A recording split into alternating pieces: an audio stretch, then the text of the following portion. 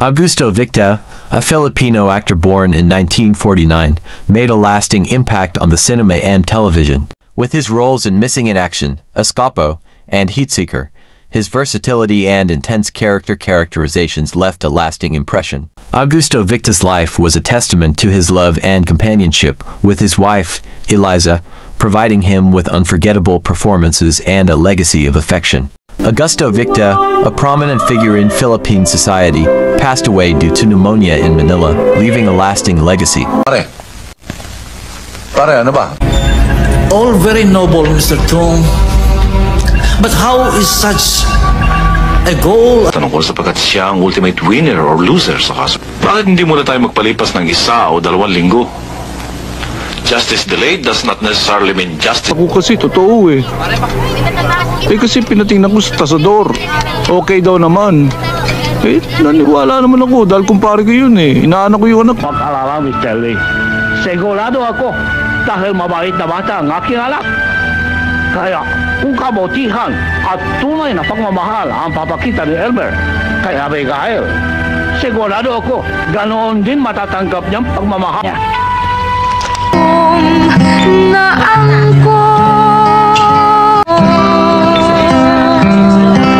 Nene. Ha? Ikaw ba'y profesional? Ang ibig ko sabihin ay talaga bang kumakanta ka? Oho, sa banyo ho, sa mga patay. Sayang ang Yung dapat pangasang baril at tsapa nyo.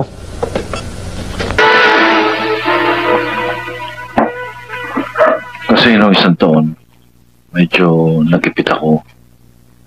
Lumapit ako kay Ponching na namamahala ng gasolinahan ni Judge. Sinangla ko sa kanya yung lupa ko sa halagang 15,000. Pero, nang magkwentahan na kami, lumalabas na mahigit na 25,000 piso ang inutang ko. Hindi ba sobra naman gani? Halos kasing halaga na ng inutang ko. Napakawalang kaluluwa talaga ng dolyenting yan. Pati mga batang walang malay, pinapapatay. Gawain lamang yan ng 1 taong sirang ulo. Talaga matakaw sa kapangyarihan. Gusto niyo abusin ng mga bilyamar. Tama naging pasya mo, pare. Nandito kayo magtago. Ligtas kayo rito. Lahat ng mga tauhan ko mapagkakatiwalaan mo.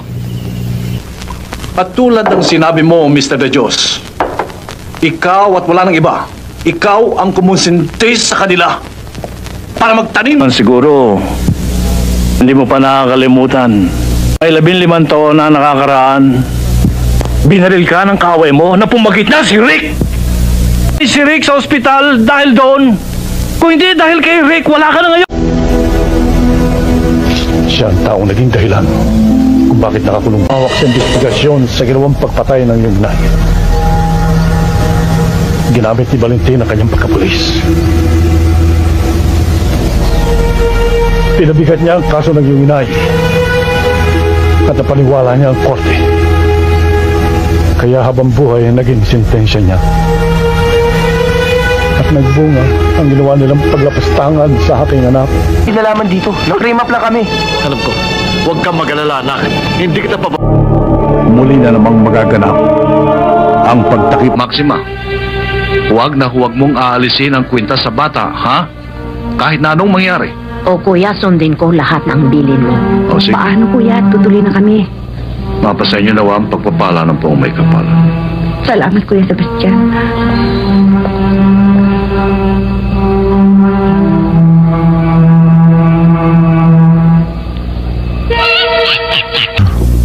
Kamusta ho lagay ni inay? Nasa critical condition siya pero malaking chance ang makaliligtas siya. Huwag kang mag-alala. Ginagawa namin ang lahat namin makakaya para makaligtas siya. Anak namin. Nagtanan ka ba? Naku, hindi po. Sipat po. Kaibigan ko lang po. Magandang umaga po. Luma na yan. Mapaganda bata. Siguradong gwapo magiging apo natin. Buntis mo yan.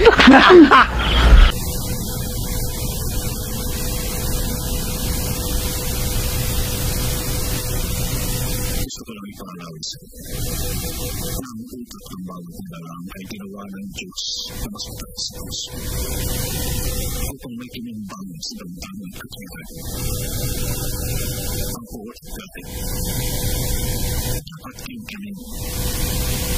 Maging sa maraming digmaan ang pumatay ay walang kapatawaran sa nasa itaas.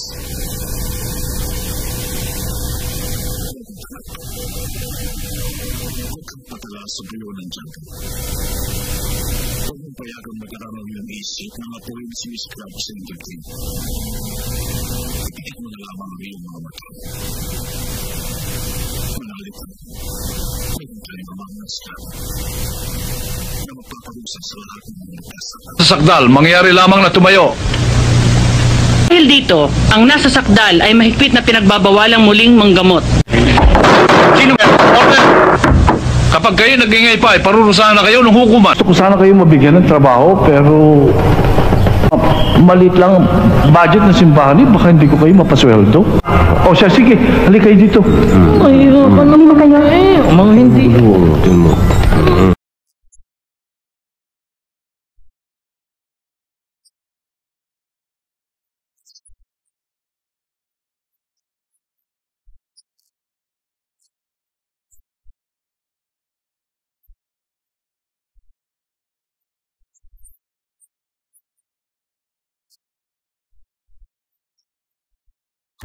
Oh, ayan.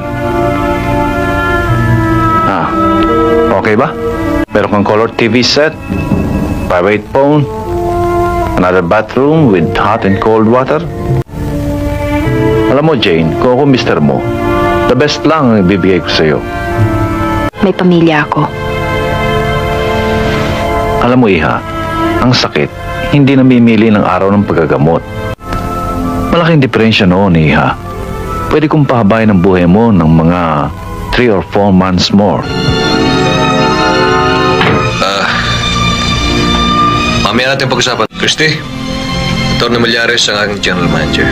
Yan si Christy. How are you, ma'am? Please sit down. Cristina Monzon Andrada. Mrs. Jaime Andrada. Na, magulos dili ka. Umilang ka sana. Excuse me lang ho, Father. Murong lang ho kayo ng konti. Kung ayaw nyo maghalong balat sa tinalupan. Awatin niyo! Tulis! Anak, dadaan ka muna sa ibabaw ng aking bangkay.